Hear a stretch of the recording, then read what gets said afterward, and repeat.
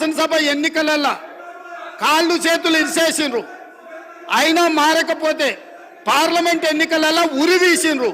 గుండు సున్నా ఇచ్చినాక కూడా బుద్ధి మారకుండా ఇట్లా మాట్లాడు కరెక్ట్ కాదు అధ్యక్ష.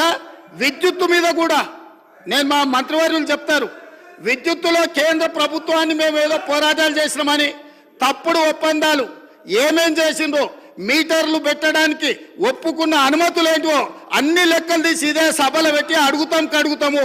ఇప్పుడు మీ ద్వారా వారు నిజంగానే చాలా నిజాయితీగా నడుపుంటే నేను ఒక్కటే మాట అడుగుతున్నా, బతుకమ్మ చీరల మీద, కేసీఆర్ కిట్ల మీద, గొర్రెల పంపకాల మీద, ఈ 3 పథకాల మీద మీరు గొప్ప పథకాలు అంటున్నారు కదా, దీని మీద విచారణకు సిద్ధంగా ఉన్నారా? దీని మీద సమాధానం చెప్పండి అని నేను అడుగుతున్నా అధ్యక్ష.